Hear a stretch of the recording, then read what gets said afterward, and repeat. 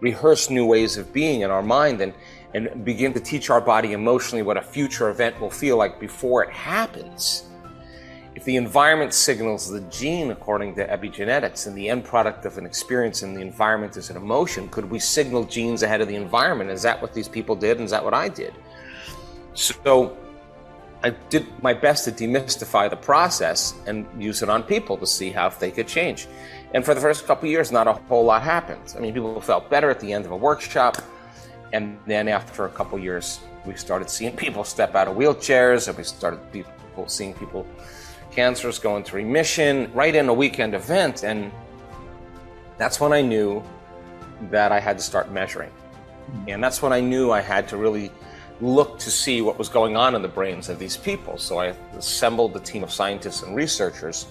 We've measured over 12,000 brains now, maybe even more than that. And I wanted to see people's brains before they came to an event, put them through the rigor of transformation, keep them in the same environment, give them the right information, have them understand what they're doing, understand why they're doing it, use science as the language to demystify the process so the how gets easier, and assign meaning to it. And if you can put intention and meaning behind it, could we get better results? And so we want to also scan brains in real time. I wanted to see your brain, Glenn's brain, in a meditation when he is either overthinking and overanalyzing, or he's learning how to suppress his analytical mind and get into the operating system where those subconscious programs exist. And the word meditation, really one of the important elements is to teach people how to self-regulate and create more coherence and change their brain waves so they can really begin to reprogram themselves. Living in stress is living in survival. Mm-hmm. And survival is a very primitive mechanism that allows us to really adapt to an environment that's threatening or dangerous. The moment you perceive a danger or threat, you switch on an autonomic function in your body, the sympathetic nervous system, and there's an arousal. The arousal of those hormones causes a heightening of the senses, because now we want to become more acute that there's a danger there. If there's a tiger in the bushes and you hear something rumbling around and it's night, you're going to either run, fight, or freeze, or hide. That's your choices. And so that works really well in survival for the short term, because the arousal causes us feeling like we're more our body. We get a rush of energy. The arousal causes our brain waves to change and to move into a more alert state. We narrow our focus on what it is in the environment. We're giving it our attention, all of our attention. And now we're trying to predict what's going to happen in the future based on what we've known in the past. So we're overlaying a known into the future so that we can prepare. And normally when we don't know what it is, the unknown causes us to feel these primitive emotions of survival, and it's best to run. It's best to fear the unknown. So the challenge becomes that works really well for the short term. But when you switch on this system and you're mobilizing enormous amounts of the body's energy and resources for some threat in your outer world, there's no energy in your inner world for growth and repair. There's no energy for long-term building projects. And we start tapping the body's vital resources, and that's what creates mental health or physical health or spiritual disease, right? So because no organism can live in that emergency state for that extended period of time. It's like if there's a hurricane coming through Australia, you're not going to be thinking about remodeling your kitchen at that time. It's not a time for long-term projects, right? So now when we're in stress and we're in survival, the self is the most important. You don't trust. It's not a time to love. It's not a time to learn. It's not a time to communicate. It's not a time to be vulnerable. It's not a time to open your heart. It's not the time to sit down and close your eyes and go within. You would be eaten. The survival gene is switched on, and people spend 70% of their time living in this state. So then in that state where the arousal takes place, the brain moves into a heightened brainwave pattern called beta brainwave pattern. Now, as I said, that's like driving your sports car in first gear on the freeway. It's the jump start, but you can't do it for a long period of time, because in stress is signaled by the loss of control. Not being able to predict the next moment, the unknown, or the perception that something's going to get worse. And when you're in that state, you start trying to control and predict everything in your life, and you shift your attention from one person to another problem, to another thing, to another place, to another object, to a group of situations. And every one of those elements has a neurological network in the brain. So the arousal causes the brain, like a lightning storm in the clouds, to start firing out of order. It starts firing incoherently. And when the brain is incoherent, we're incoherent. When the brain isn't working right, we're not working right. So then now the person is aroused in that state. It's never occurred to them that they could change that. In fact, they're telling you, I am this way because of my boss, because of my ex, because of my past, because of the news, because of the global situation, whatever it is. And what they're really saying is, I'm using something in my outer environment to validate or justify why I feel this way. So then that means then they're also going to be dependent on something in their outer environment to make them feel better. Whether it's a drug or a treatment or whatever it is, complaining, whatever it is that makes them feel better. And the moment they notice that they've done something and they've used something outside of them to make that feeling go away, they'll pay attention to what it was. And every time they feel that feeling, they'll become dependent on it. So now they're more dependent on their environment. So then the subconscious program is, when things are good, you feel good. But when things are bad, you feel bad. So you're completely victim to your environment. And the environment is actually controlling the way you feel and think. Now, anything that controls the way you feel and think, you're victim too. So I say, Glenn, why are you in such a bad mood? I'm in a bad mood because of this person, this circumstance, this situation in my life. What you're really saying is, something in my outer environment is literally controlling my feelings, my emotions, and my thoughts. So then it turns out that when the person is in that state and they're in that aroused state, their heart is beating because the sympathetic nervous system switched on, but they're not running. They're not fighting, they're not hiding, they're stepping on the gas pedal and they're stepping on the brake. And the heart starts beating very incoherently. And incoherent waves in the brain and incoherent waves in the heart diminish energy. So energy goes out of the brain, energy goes out of the heart, we stop thinking clearly, we stop rationalizing very well, we can't plan for the future. We're uninspired. In our heart, we don't trust, we can't feel gratitude, we can't feel appreciation, we can't feel love. It's not a time to feel any of those things. So then that's the beginning of disease, right? So the person starts thinking about their problems and they turn on that stress response just by thought alone. And if the hormones of stress push the genetic buttons that create disease, then your thoughts are going to make you sick.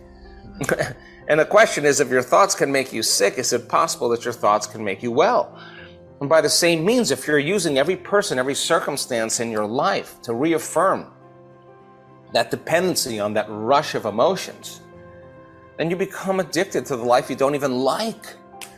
And that's why change is so hard, because you'd rather suffer and be in pain than take a chance in the unknown, because the unknown, you can't predict it. So people cling to the familiar and cling to the known, and so they become dependent on the environment. So what we found out was, is there a way to make the brain more coherent? Is there a formula that we can teach people? Instead of narrowing their focus on the material world, narrowing their focus on everything known, what if they broaden their focus and they put it on nothing, on space? If they broaden their focus and they open their awareness in this way, what happens to the brain? And we found the brain gets really organized. What if they traded fear for an elevated emotion and we taught them how to start working with their body? Now here's the answer to your question. You practice that long enough, you close your eyes, you're not distracted by your environment, you're sitting down, you're not eating, you're not talking, you're not watching TV, you're not on your cell phone, you're not smelling, you're not tasting, you're not feeling with your body, you're sitting still. You're not thinking about your schedule or what you got to do or what happened yesterday, and you're working with the body and you're understanding the process. You keep settling the body down when it's aroused. You keep watching your body wanting to get up and do something, you keep bringing it back, and you're training your body to a new mind. It turns out if you keep practicing this, the body finally surrenders to a new mind and there's a liberation of energy, and the person releases a little of that anger. They release a little bit of that fear. and the body can relax more into the present moment, and energy moves into the heart. We've measured this so many times. But once energy makes it to the heart informs the brain. It's safe to create. It's safe to think about a possibility of how to get out of this situation. So then, it's really good to do it with your eyes closed when there's soft music playing in the background and you're relaxed and your eyes are closed and you're in a safe environment. But that's training. Because when it matters the most is when it's the hardest to do. And I don't like that answer at all, but it's the absolute truth. I mean, when you're the most frustrated, when you're the most impatient, when you're the most agitated, when you're the most in the most amount of pain, is it possible then to dial down those survival emotions and practice getting back in your heart, to shorten the refractory period of your emotional reactions? Because when you're living in those emotions, there's always a gap between the way things appear and the way things really are. Yeah. And if you act during that time, and you do something, you make a choice during that time, you'll always say the same thing. I should have never said that. I should have never sent that email. I never sent that text, because you were altered in some way. And that's when people knee-jerk, right? So in our events in the past, we've seen people sustain this kind of coherence in their brain and heart for 45 minutes to an hour. They know how to do it. But now the next step is to put them in a situation where they normally would feel fear or some survival emotion, and instead of throwing in a program and rushing and going unconscious, teaching them how to self-regulate. So you put someone on a post 50 feet in the air, they're, I don't know, 25 meters up there, and you get somebody, or 20 meters up there, you get somebody standing on that post, and they're wearing a heart rate monitor, and it's not whether they succeed or fail, it's whether they can practice slowing that state down. And if they can do it there, they'll do it really well in their life. So then when everybody else is in fear, you seem to be calm and present. When everybody else is angry and impatient, you seem to be relaxed and poised, So we now know that learning how to move from that state of survival to that state of creation is a skill, and it takes practice. And when we do that and we're triumphant, we're no longer part of that same consciousness. We're in a different consciousness. And that is what gives people permission. When they observe you, they'll say, Glenn, you're really different than everybody else. Something's different about you, because you're not showing up like the collective. You're showing up in a different way, and that gives them permission to try it out as well. And I think that the biggest thing is that we can't face these challenges and this chaos in the same emotions that has actually created them. We can't live in fear. We can't be hostile. We can't be prejudiced. We can't be segregated. We can't be impatient. We can't demonstrate. That's all the stuff that's unraveling right now. And we have to really demonstrate order, coherence, and give people, the permission, in a sense, on some level, to do the same. So I'm a work in progress, and for me, if I'm alive the next day, I got another chance at life, and I always ask myself, just really like the same questions in the beginning of the day. Who do I want to be? And who do I not want to be? And if I could sit down and remind myself how I'm not going to think, how I'm not going to act, how I'm not going to speak, how I'm not going to feel, and become so conscious of those unconscious states of mind and body that I would not fall prey to them the entire day, that's a victory. And that's going from to a greater level of understanding about myself. And if I said to myself, who do I want to be when I open my eyes? And how do I want to live this day? What thoughts do I want to fire and wire in my brain? And I start firing and wiring them with intention and attention, I'm going to put new hardware in my brain. And if I keep doing it enough times, the hardware is going to be a software program, and that's going to be the new voice in my head that says, Joe, you can do it, or be patient, or be kind, or whatever. If I said, how do I want to be in my staff meetings, on my Zoom calls? How do I want to be with my children? How do I want to be with my friends? How do I want to be when I'm alone, when I'm in traffic, when I'm rushing? How is there another way to be? It turns out if you can close your eyes and rehearse mentally how you're going to be in that day. If you're truly present, the brain doesn't know the difference between what's going on in your outer world and what you're imagining. The brain is literally having the experience, and experience enriches circuitry in the brain. So you're installing hardware. Keep rehearsing it. The hardware becomes a software program, and who knows, you just may start acting that way automatically. That's the name of the game, and you become familiar with it. And if you said, God, what is my weak point? What is my weak emotion? Where do I default to in my life? Do I get impatient? Do I get angry? Do I get disrespectful?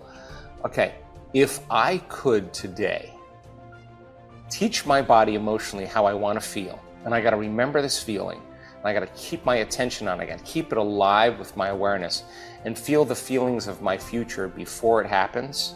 And if I can maintain this modified state of mind and body my entire day, independent of any condition in my environment, any drive, any need, any emotion, any habit in my body, and independent of time, I can sustain it. There should be something weird or something unusual or something new to show up in my life. And then at the end of my day, I could say in my imperfectly perfect self, how'd you do? How'd you do today? You know, how did you do? Where did you fall from grace? Where did you lose it? How could you do it better tomorrow? And if you could come up with an answer, what would love do? What would greatness look like? Remind yourself that. I think that would demystify the process of